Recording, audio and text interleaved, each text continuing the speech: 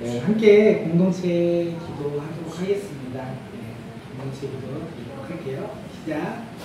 하늘에 계신 우리 아버지, 꿈꾸는 교회가 하나님의 자녀로서 하나님이 우리 아버지 되심을 고백합니다. 꿈꾸는 교회를 통하여 하나님의 이름이 거룩히 여김 받으시길 원합니다. 아멘. 하나님의 나라가 꿈꾸는 교회 가운데 임하길 원합니다. 우리가 죄를 깨닫고 회개하며 예수 그리스도를 믿고 성령님의 인도하심에 따르는 믿음의 공동체가 되길 원합니다. 아멘. 하나님의 뜻이 하늘에서 이루어진 것 같이 꿈꾸는 교회를 통하여 이 땅에서도 하나님의 뜻이 이루어지길 원합니다. 아멘. 꿈꾸는 교회 가운데 필요한 모든 것을 채워주시길 원합니다. 하나님이 주신 비전을 이루어가는 교회 되게 하여 주시옵소서. 하나님의 말씀을 듣고 성령님의 인도하심에 따라 예수 그리스도의 증인된 삶을 살 수 있도록 인도하여 주시옵소서. 모든 성도들이 날마다 말씀 가운데 살아가며 기도에 힘쓰는 믿음의 사람들이 되게 하여 주시옵고, 예배를 사모하며 모이기에 힘쓰는 믿음의 자녀들이 되게 하옵소서. 꿈꾸는 교회를 섬기는 성도들에게 주님의 사랑이 충만해지며 말씀 전하는 자에게 성령의 능력이 임하여 한 영혼을 깨우고 살리는 일에 쓰임받게 하옵소서. 우리의 다음 세대의 유치부, 아동부, 중고등부, 청년부가 세워지게 하여 주시옵고, 다니엘처럼 사무엘처럼 하나님의 나라의 용사가 되게 하옵소서. 성도들의 가정이 믿음의 가정 되게 하여 주시옵고, 이웃에게 사랑을 전하는 행복한 가정이 되게 하여 주시옵소서. 보평, 금곡, 화교에 있는 모든 교회들을 축복하여 주시옵고, 하나님의 나라를 위하여 복음의 통로가 되게 하여 주시옵소서. 아멘. 하나님이 우리를 죄에서 용서한 것 같이 우리들도 우리를 힘들게 했고 우리를 어렵게 한 모든 사람들을 예수님의 이름으로 용서하게 하옵소서. 아멘. 꿈꾸는 교회가 사랑이나 물질이나 일로 인해 시험에 들지 않도록 인도하여 주시옵소서. 모든 나라와 권세와 영광이 아버지의 영원히 있음을 고백하오며 우리 주 예수 그리스도의 이름으로 기도드렸습니다. 아멘. 네, 함께 기도하도록 하겠습니다. 우리 교회 가운데 이 꿈꾸는 기도의 가운데 성령이 임하여 달라고 우리 이 시간 함께 한 목소리로 기도하겠습니다. 그냥 앉으셔도 됩니다. 기도할게요. 살아계신 하나님, 이 시간 우리가 기도하며 나갑니다. 정말 우리가 공동체 기도처럼 우리가 주님의 나라를 위하여 쓰임받는 믿음의 자녀들이 되게 하여 주시고, 이 시간 기도드리며 우리를 찬양하며 말씀드리며 나가는 우리 모든 성도님들 가운데 주님 함께하여 주시옵소서. 주님의 뜻과 계획을 알게 하여 주시고 세상 가운데 나아가 복음을 전하며 나아갈 수 있도록 인도하여 주시옵소서. 주님만을 바라보며 나는 믿음의 예배의 기도회가 될 수 있도록 인도하여 주시고, 한 사람 한 사람 주님의 뜻과 계획에 정말 믿음이 성숙하여 주님께 영광 돌리며 나가는 믿음의 자녀들이 될 수 있도록 인도하여 주셔서 이 기도의 처음부터 끝나는 시간까지 주님 앞에 올려드리오니 주님 홀로 영광 받아주셔서 주님 감사합니다. 주님 사랑합니다. 예수님의 이름으로 감사의 기도드렸습니다. 아멘. 네, 공동체 고백하도록 하겠습니다. 네, 교회 비전 함께 할게요. 네, 시작. 믿음으로 모이는 교회, 감사함으로 흩어지는 교회, 사랑으로 나누는 교회, 사명선은 예수 그리스도의 꿈을 가지고 500 비전을 이루어가는 교회입니다. 첫째 100 선교지 후원, 둘째 100 미자리 교회 후원, 셋째 100 학생 후원, 넷째 100 빈곤층 후원, 다섯째 100 장애우 후원. 네, 비전선은 우리는 성삼일체의 하나님을 믿고 예수 그리스도를 구주로 고백하며 인도하심에 따르는 공동체로서 초대교회처럼 모이고 복음을 전하기 위하여 흩어지며 사랑으로 나누는 것에 즐거워하며 감사하는 교회입니다. 아멘. 간구하도록 하겠습니다. 예, 점심 후원을 하도록 하겠습니다. 우리가 아직까지는 함께할 정식까지 없어서 왜 전도사의 아이를 올려서 할 수 있도록 하고 우리가 공동체를 위해서 아직까지 많은 공동체가 있어야 우리가 섬길 수 있다고 고백할 수 있는데 우리 최소한의 인력을 위해서 함께 기도하며 나가는 우리 교회가 되었으면 좋겠습니다.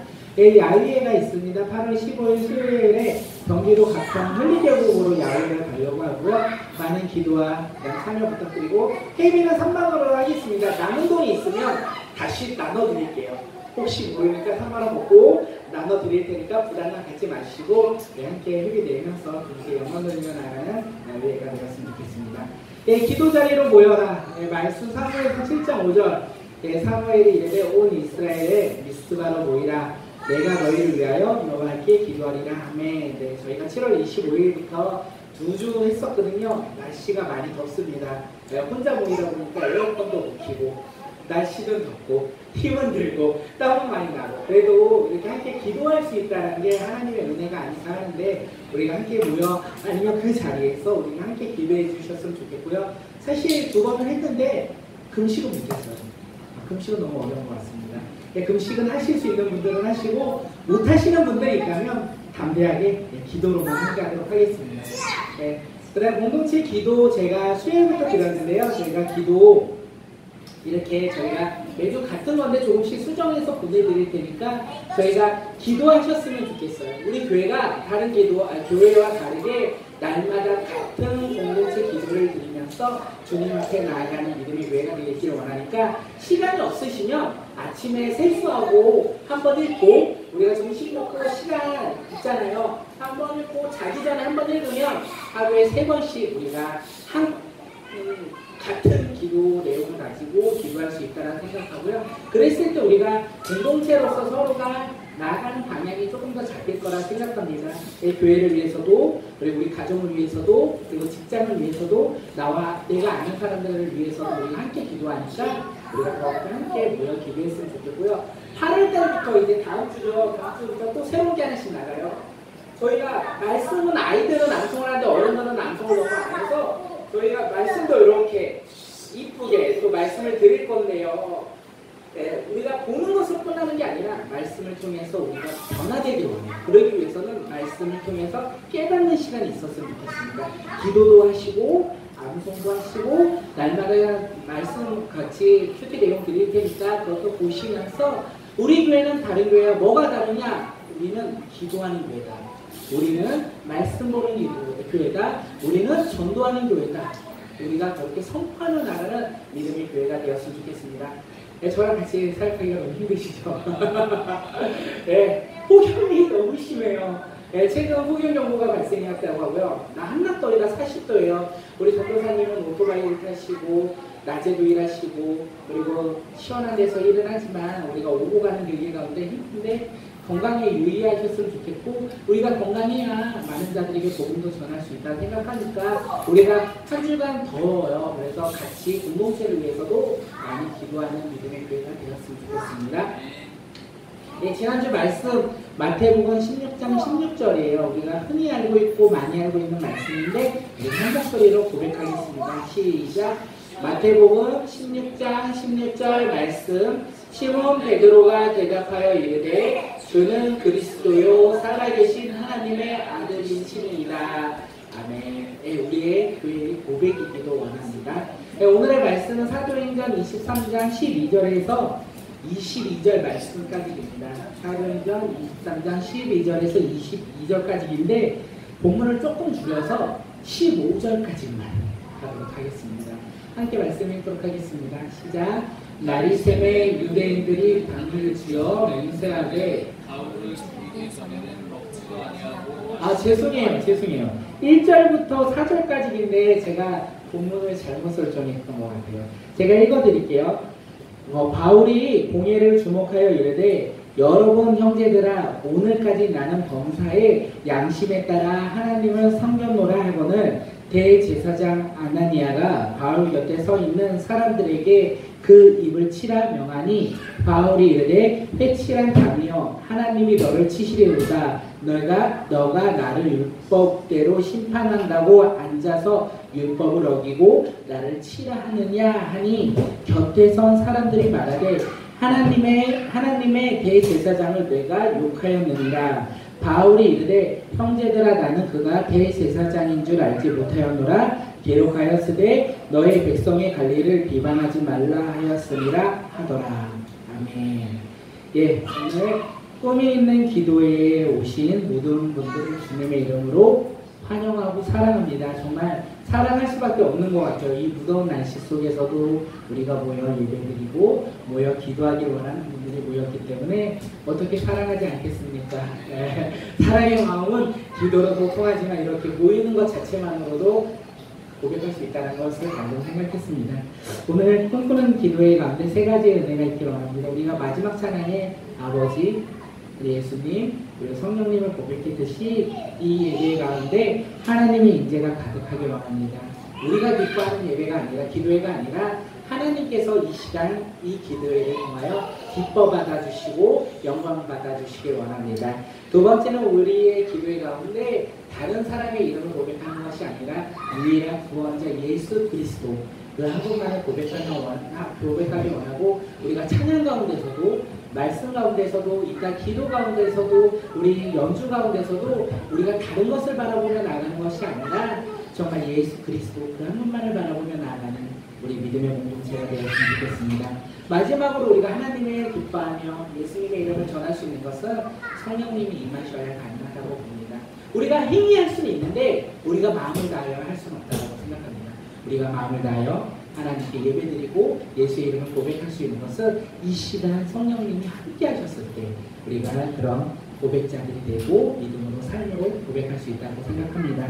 이 시간에 하나님이 기뻐하는 예배, 이 시간에 예수님만의 이름을 고백하는 기도에 성령님이 함께하는 우리 기도회가 되길 항상 바라고 기도하겠습니다. 예, 오늘 하나님이 우리에게 주신 말씀의 제목은 제가 못하는 생각이 났어요. 코람데오. 코람데오 아시죠? 예, 저희 아는 친구 그 유소년 축구 클럽 이름이 코람데오거든요. 네, 그 코람데오. 하나님이 항상 우리와 함께 하신다는 것을 알게 하셨으면 좋겠고 이 말씀을 통하여 우리가 하나님 앞에서 항상 우리의 모습과 우리의 생각이 항상 일치되는 믿음의 자녀들이 되었으면 좋겠습니다. 7월 한 달간 꿈꾸는 기도에 다양한 설교자들이 오셨어요. 알고 계시죠? 다양한 설교자들이 오셔서 다양하게 말씀도 전해주셨습니다. 어떤 분은 50분 동안 말씀도 전해주셨고요. 어떤 분은 15분 전해줬고 어떤 분은 30분을 전해주셨어요. 말씀의 길이도 다양했지만 그 본문도 다양했던 것 같습니다. 신약도 들었고요. 구약도 들었고요. 우리가 다양한 말씀을 들었는데 사실 그 가운데 본질은 하나였어요. 그 본질이 무엇이었냐면 예수 그리스도. 사실 우리는 다양한 사람들에게 복음을 들었지만 그 본질은 복음이었다는 사실입니다. 우리 꿈꾸는 기도회에 항상 우리의 말씀의 본질이 되지 않았으면 좋겠습니다. 우리가 찬양할 때도 말씀을 할 때도 기도할 때도 그리고 우리가 삶으로 나아갔을 때도 오직 예수 그리스도 그 한 분만을 바라보며 나아가는 그런 믿음의 자녀들이 되었으면 좋겠고 그렇게 나아가는 우리 꿈이 있는 기도회가 되었으면 좋겠습니다. 예, 이제 말씀을 전하려고 하는데 한 가지 돌아보며 생각하겠습니다. 우리 꿈꾸는 우리 꿈꾸는 교회는 매일 아침마다 생명의 삶 본문에 따라 말씀을 따라가고 있고 보고 있고 읽고 있고 그 읽음으로 말미암아 내 삶이 변화되길 원한다고 우리가 고백하면서 매달 생명의 삶을 버금 3,000원을 주면서 도입하고 있습니다. 네, 지난 한 주 동안 말씀과 함께 동행하셨나요? 네, 질문 한번 하면 우리가 나를 돌아볼 수 있을 것 같아요. 코란데요. 하나님 앞에서 우리가 언제나 약속이 똑같아야 된다고 생각하는데 우리가 요번 주에 못했다면 괜찮아요. 우리가 개척한 지 4월 중순부터 사실 5월달부터 생명의 삶을 하자라고 했고요. 5월달, 6월달, 7월달 생명의 삶을 봐왔어요. 근데 못 봐도 괜찮습니다. 지나간 3개월을 우리가 아쉬워하는 것보다 남은 믿음의 30년, 50년 우리가 죽을 때까지 말씀을 보면서 살아가면 더 좋으니까 요번 주부터 다음 주부터 다시 말씀 가운데 살아갔으면 좋겠습니다. 네, 말씀을 준비하면서 지난주 말씀 모르실 것 같아서 제가 내용을 조금 요약해 왔습니다. 네, 아시아에서 온 유대인들로 인하여 그들이 바울을 보았어요. 그리고 그들이 바울을 보고 많은 사람들을 충동질하면서 바울을 잡으려고 했습니다. 바울을 잡아서 어떻게 하려고 했을까요? 유대인들은 그를 살리려고 했을까요? 그가 많은 사람들에게 복음을 전했다. 이방인들에게도 예수의 복음을 전해서 그는 정말 대단한 사람이다 라고 고백하기 위해서 무리들을 충동했을까요? 아니었다는 거예요. 아시아에서 온 유대인들은 바울을 보고 그를 죽이려고 했던 것이에요. 그래서 무리들을 속여가지고 바울을 잡아서 성막도로 이끌어서 그를 죽이려고 했는데 그 가운데 누가 나타나냐면 그 소리를 듣고 로마 군대가 와요. 그래서 로마 군대가 그 가운데 와서 바울을 이끌어요. 바울이 죽을 뻔했지만 로마 군대로 인하여 목숨을 구했다는 것이죠. 그리고 그는 로마 군인들 가운데서 천부장, 높은 사람이에요. 10부장, 50부장, 100부장, 1000부장 있잖아요. 천부장에게 얘기를 해서 많은 무리들에게 복음을 전할 수 있는 기회를 얻어요. 자신을 보호할 수, 변호할 수 있는 기회를 얻었던 거죠. 그래서 바울은 이야기를 시작합니다. 사실 바울이 자신이 누구였냐, 유대인이 유대인이요, 이렇게 복음을 변호를 시작하면서 그는 자신이 누구인지 이야기를 했고요. 자신이 만난 예수 그리스도를, 그리고 그가 전하는 복음의 본질을 선포했어요. 그리고 그는 부활하신 주님을 선포하면서 자신에게 주신 사명, 이방인들에게 복음을 전하는 사명을 다시 한번 많은 유대인들에게 전했다는 것이죠. 저거 에어컨 끄셔도 돼요. 저 에어컨에서 소리 나는 것 같아요. 그런데 문제가 또 여기서 발생이 돼요. 아시아에서 온 유대인들이 바울을 잡아서 그를 죽이려고 했던 이유가 복음을 전했기 때문에 전해서 죽이려고 했는데 그들에게 또다시 복음을 전했어요. 그래서 그 이야기를 듣고 있던 청중들이 다시 한번 분노하기 시작했어요. 그리고 분노했던 것이 아니라 그것으로 끝난 것이 아니라 그들은 고함을 지르고 자신의 옷을 지르고 흥분기를 일으키면서 막 화를 내기 시작했던 거예요.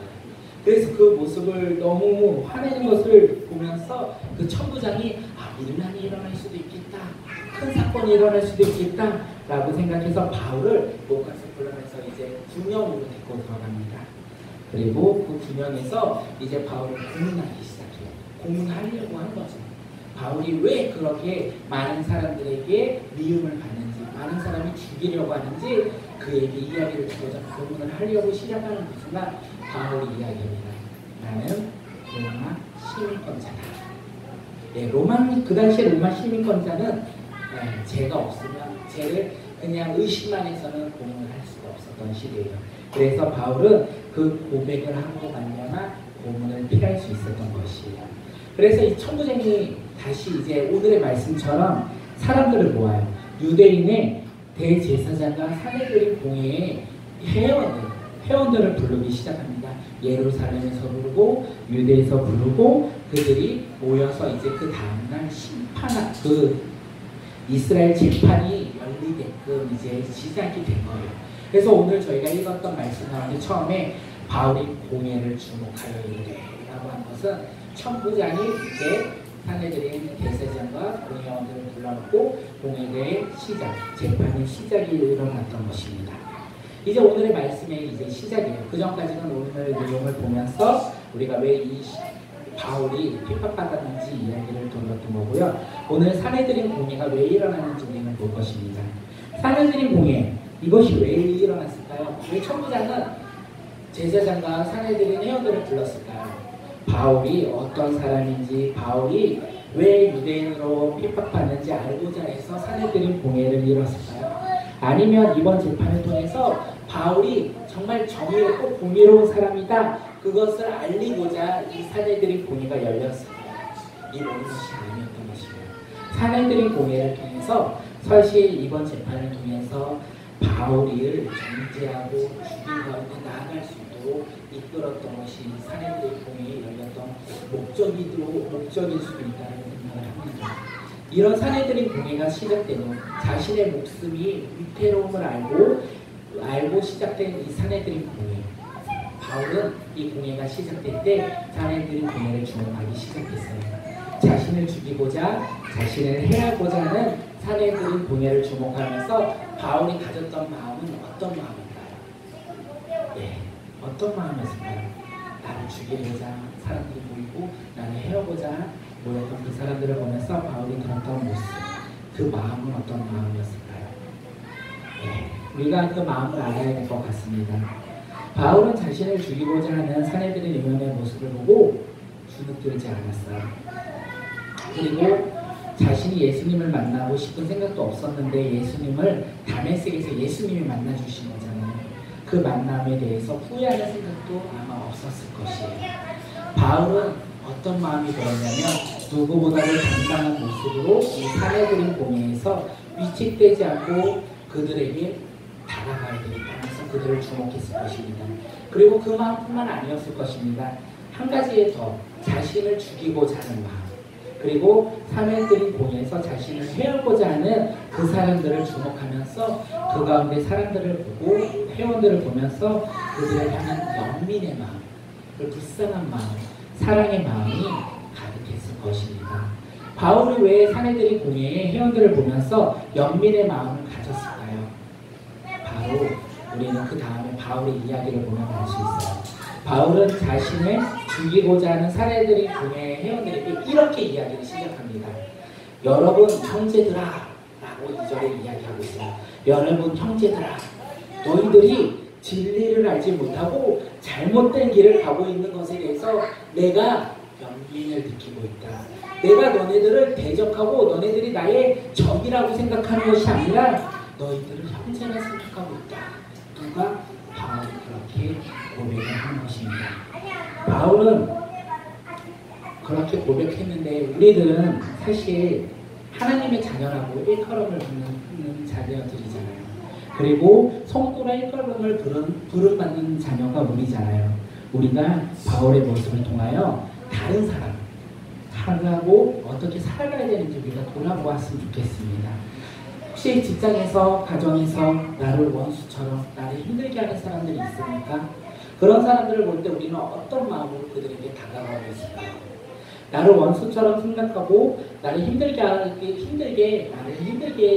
그 행동대로 나 또한 그들을 원수처럼 행동하고 그리고 그들과 똑같은 마음으로 똑같은 행동으로 그들을 혹시 대하고 있는 것은 아닌가요? 하나님의 자녀, 성도로 일컬음을 부름받는 우리가 아무리 상대가 나를 힘들게 하는 사람일지라도 나를 원수처럼 대하는 사람일지라도 우리는 바울처럼 그들을 끝까지 사랑하는 마음으로 사랑하는 태도로 그들을 대해야 된다는 마음입니다.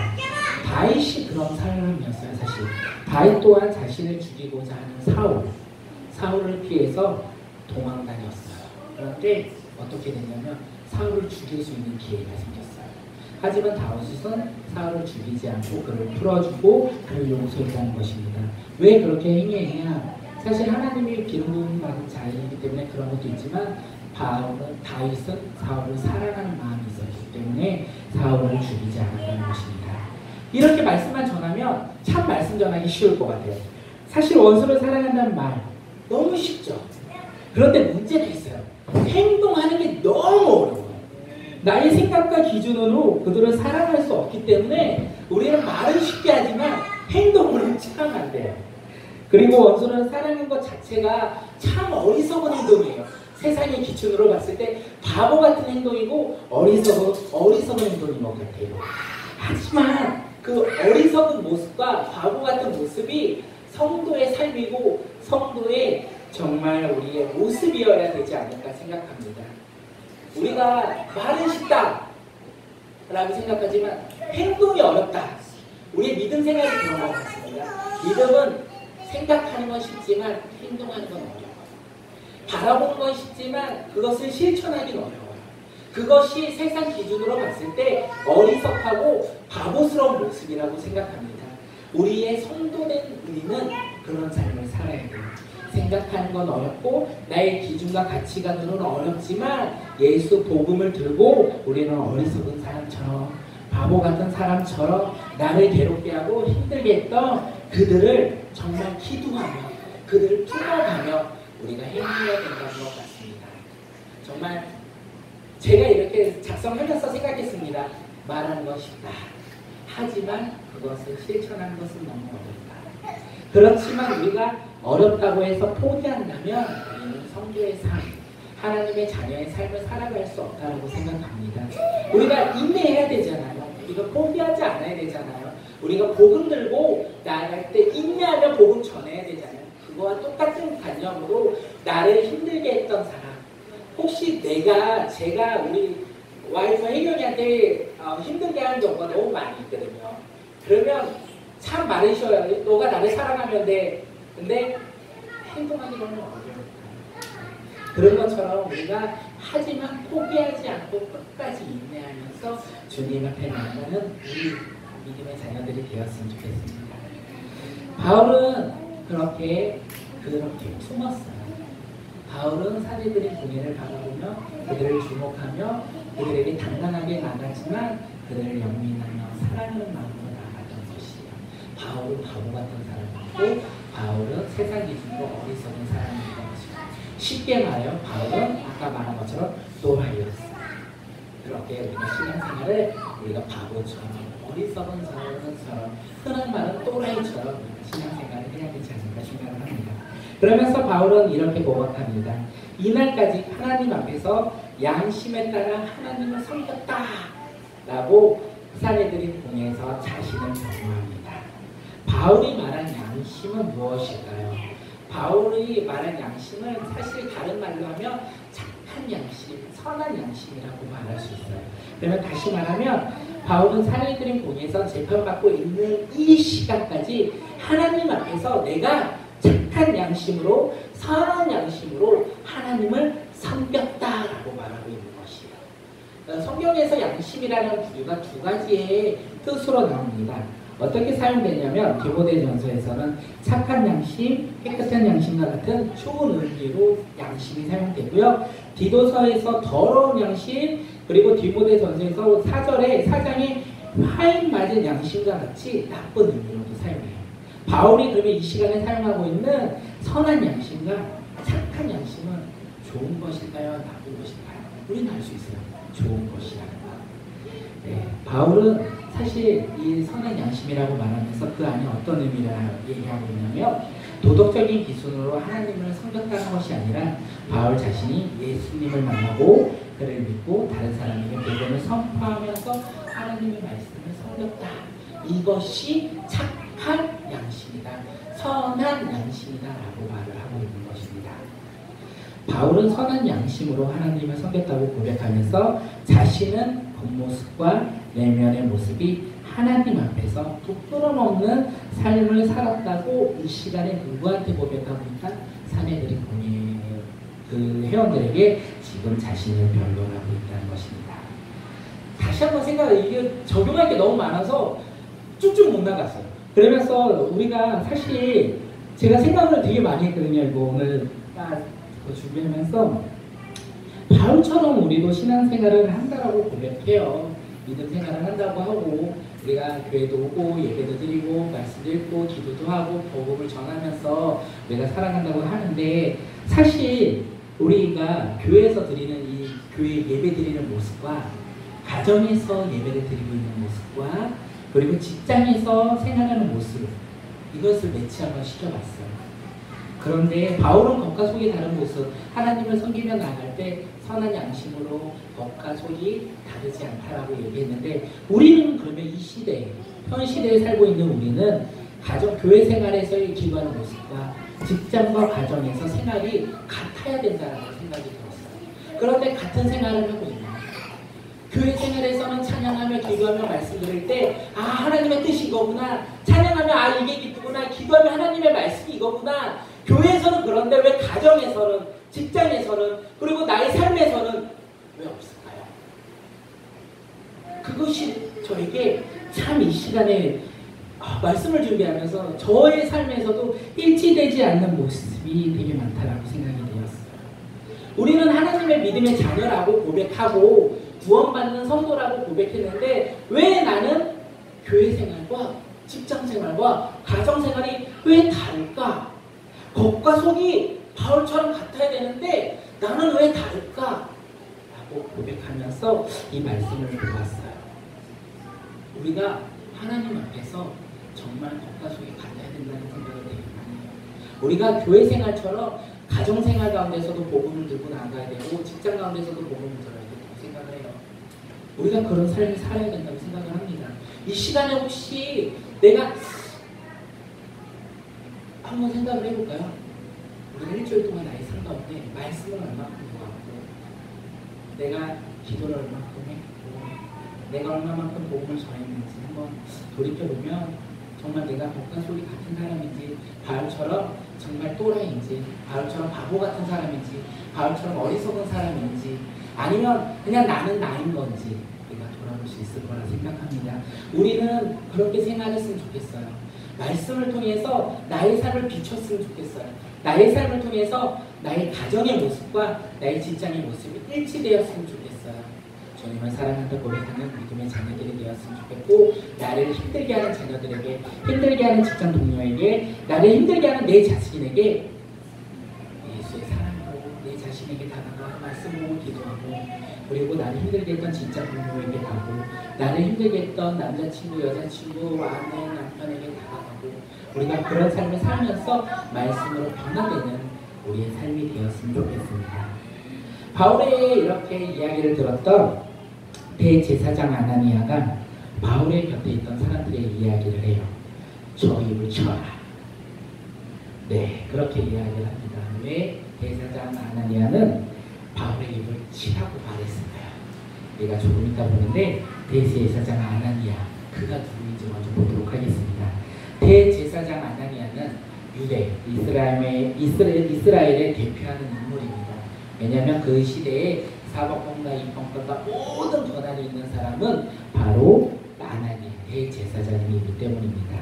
그래서 그는 명예도 있고 권력도 소유한 사람이고, 모든 제사, 이스라엘에서 드리는 모든 제사를 총괄하는 사람이 바로 대제사장 아나니아입니다. 그리고 그가 하나 하는 게 더 있어요. 그게 무엇이냐면 율법으로 백성들을 가르치는 의무가 있는 그런 막중한 직분을 가진 사람이었습니다. 대제사장 아나니아의 모습을 보면 거룩한 사람이고요. 그는 이스라엘 백성들 가운데 가장 경건한 사람이어야만 하는 거예요.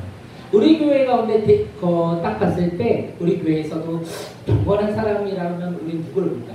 저를 바라보겠죠. 그리고 제가 그 다음에 거룩한 사람으로 바라보겠죠. 그거는 하나의 이상입니다. 우리 교회 가운데 제일 죄가 많은 사람이 제가 아닐까 생각하고, 제가 제일 경건하지 못하다고 생각합니다. 그런데도 이렇게 선포해야 되는 것이 하나님의 말씀을 전하는 사람의 의무이기 때문에, 그런 직분이기 때문에 선포하는 거지, 저는 사실 아시죠? 여기 있는 분들도 다 아시잖아요. 네. 그렇게 우리가 거룩하지 않는 사람이었다는 것이에요. 저뿐만 아니었어요. 이 시대에 대제사장 아나니아도 경건하거나 거룩한 사람이 아니었어요. 그는 경건한 척하는 사람이었고 거룩한 척하는 사람이었어요. 저도 경건한 척하고 거룩한 척합니다. 그래서 회개하고 나면서 다음 주부터 좀 더 열심히 기도하면 나가겠습니다. 네, 왜냐하면 바울이 자신의 양심에 따라 하나님을 섬겼다고 말을 했잖아요. 그런데 그 이야기를 들었을 때 아무런 법적 절차 없이 바울의 입을 쳐라 라고 명령했던 게 대제사장 아나니아였던 거예요. 입을 친다는 것이 무엇이냐면, 그 당시에 유대인들에게 있어서 입을 친다는 것은 그 인격을 모독한다는 거예요. 바울의 입을 친다는 것은 바울의 인격을 모독한다는 거예요. 다시 말하면 바울이 말한 것이 다 거짓된 것이라고 말하는 거예요. 그런데 그는 바울의 이야기도 듣지 않고 그 이야기를 통해서 어떤 법적 절차를 통해서 그것을 행위했던 것이 아니에요. 그렇기 때문에 대제사장 아나니아는 거룩한 사람이 아니었다는 것이죠. 예, 대제사장 아나니아의 말을 듣고 이제 바울이 화를 내요. 그러면서 이야기를 합니다. 이 회치한 다며 하나님이 너를 칠 거다라고 얘기해요. 예, 감정싸움으로 치닫기 시작했습니다. 바울이 그 마음으로 가졌잖아요. 어떤 마음?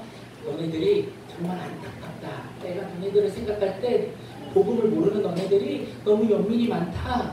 그 얘기를 듣는 그 가운데 대제사장이 이 다물어라, 저의 입을 쳐라 라고 했을 때 바울이 연민의 마음으로 나의 입을 쳐라 이래야 되는데, 이 해치란 다며, 이게 무슨 말이냐면 그 뜻이 이거예요. 해치란 다면 튼튼하게 기초를 세우지 못한 흙단 벽, 그러니까 벽에 돌멩이를 쌓았는데 그냥 아름답게 기초가 없는데 꼭 무너지는데 거기에 아름답게 꽃만 장식한 거예요. 그러니까 속은 없는데 겉모습만 번지르르한 것이 회칠한 담이라고 생각하시면 됩니다. 회칠한 담이여, 너가 하나님 앞에 벌을 받을 거다라고 했어요. 예, 바울은 대제사장 아나니에게 너가 나를 율법대로 심판한다 다시 한번 이야기를 해요. 율법을 어겼다. 너는 겉과 속이 다른 사람이고 너는 지금 율법을 어긴 사람이다 라고 얘기하는데, 왜 율법을 어긴 사람이 아나니아냐면 레위기 19장 15절에 이렇게 이야기를 하고 있어요. 재판할 때는 불의를 행하지 말며 가난한 자의 편에 들지도 말고 세력 있는 자를 두둔하지도 말고 공의로 사람을 재판하라. 공의로 사람을 재판하라 라고 되어 있는데, 대제사장 아니냐는 바울의 입을 쳐라 라고 했던 것은 아직 죄가 발견이 되었지도 않고 정식적으로 이게 재판으로 들어간 것도 아니었기 때문에 사실 바울을 모독하고 행위했다는 것은 사실 율법을 어긴 것이에요. 왜냐하면 그게 재판이 끝날 때까지는 바울을 인정하고 그는 죄가 있든 없든 그를 존중해야 하는 건데, 사실 아나니아는 자기가 듣기 싫으니까 그 입을 치라고 율법을 어기고 있는 문제가 있었습니다. 감정싸움으로 들어가게 되는데 문제가 생겼어요. 여기서 문제가 뭐냐면, 바울의 이야기처럼 대제사장이 잘못했지언정 그는 하나님의 대리인이었다는 것이에요. 대제사장은 아무리 돈으로 직분을 사더라도 하나님께 임명받은 대제사장이었다는 것이에요. 대제사장의 불손한 행동을 한 것은 그 당시에 어떤 거냐면, 그 직책을 주신 하나님께 죄를 짓는 것과 똑같은 것이에요. 그렇게 똑같은 죄를 지었다고 이제 사람들이 생각을 하고 있습니다. 사람들이 이제 바울에게 너가 어떻게 대제사장에게, 너가 어떻게 하나님이 임명한 자에게 그렇게 저주할 수 있느냐, 이제 너는 하나님한테 벌받았다라고 분위기가 바뀌었어요. 그래서 바울이 그 얘기를 듣고 깨달았죠. 사내들의 공의가 갑자기 분위기가 바뀌었다. 재판의 결과가 나빠질 수도 있다는 것을 깨달은 거예요. 그런데 그것을 깨닫기 전에 바울은 아나니아가 대제사장인 줄 알지 못했다고 고백해요. 그가 대제사장인지 알지 못했다. 그래서 내가 잘못했다 라고 자기의 잘못을 인정하고 시인했다는 것이에요. 거기에서 왜 대제사장인지 모르냐, 이거는 신학적으로 너무나 많은 이야기가 있기 때문에 그 얘기는 하지 않도록 하겠습니다. 하지만 바울이 여기에서 제일 중요한 거는 자신의 잘못을 알았잖아요. 누군가가 자신의 잘못을 이야기했어요. 그것을 듣고 내가 잘못했다는 것을 바로 인정해요. 그가 대제사장인지 몰랐다. 그래서 내가 잘못했다라고 인정을 하는 겁니다. 우리도 실수를 많이 합니다. 그리고 바울처럼 잘못이 있다고 시인할 수도 있습니다. 근데 우리의 모습은 어떨까요? 누군가가 나에게 야, 너 잘못했어. 너의 이런 행동은 잘못된 것 같아 라고 얘기했을 때 우리는 무엇이라고 할까요? 뭐라? 내가? 왜? 라고 하지 않아요. 우리의 가치관과 기준과 우리의 생각으로는 내 기준이 제일 많기 때문에 우리가 다른 사람들의 이야기를 반영하지 못할 때가 얼마나 많이 있습니다. 가인도 그랬어요. 사실 가인도 자신이 예배 드렸을 때, 하나님께 제사 지냈을 때 자신의 것은 받지 않았잖아요. 하나님께서 용납하지 않았잖아요. 그래서 하나님의 책망을 듣고 자신의 죄를 만약에 인정하고 자신의 실수를 반영했다면 그가 동생을 죽이는 살인자가 되었을까요? 그리고 사울 왕이 사무엘의 책망을 들어요. 그가 제사를 지냈다, 너가 잘못했다는 책망을 들어요. 그리고 그가 회개하고 주님 앞에 인정하고 잘못했다는 걸 시인했다면 그가 그렇게 전투에서 허망하게 죽음을 맞았을까요? 그와 반대로 다윗은 자신의 죄를 범하며 바세바를 저희를 범하고 하나님이 하지 말라는 인구조사도 하잖아요. 그러면서 나단이라는 사람을 통해서 책망과 추궁 앞에서 다윗은 하는 것이 무엇이냐면 죄를 인정했고 회개했어요. 그리고 하나님 앞에 무릎 꿇고 나아갔어요. 그랬을 때 하나님께 용서받고 믿음으로 다시 나아갔던 자는 다윗이라는 것이에요. 우리도 완벽할 수 없어요. 그리고 완전해질 수도 없어요. 왜냐하면 우리는 뭐가 있는 사람? 죄가 가득한 사람이기 때문입니다. 그래서 우리가 실수할 수도 있어요. 그리고 우리가 잘못할 수도 있어요. 그럴 때 우리는 바울처럼 우리의 죄와 우리의 실수와 우리의 허물을 바로 인정하는 사람이 되었으면 좋겠습니다. 그리고 그것을 하나님께 시인하는 자, 그런 사람이 됐을 때 우리는 하나님의 자녀의 모습으로 우리가 조금 더 자라나지 않을까 생각합니다. 오늘 우리가 이 시간에 깨달아야 되는 건 두 가지가 있는 것 같습니다. 우리의 겉과 속이 같은 사람. 하나님 앞에서 겉과 속이 똑같아서 우리가 예배드리며 나갈 때뿐만 아니라 가정에서, 직장에서 우리가 만나는 사람들 가운데 믿음의 모습으로, 마음으로, 우리가 행동으로 하나님과 주님 앞에 나가는 믿음의 자녀가 되었으면 좋겠습니다.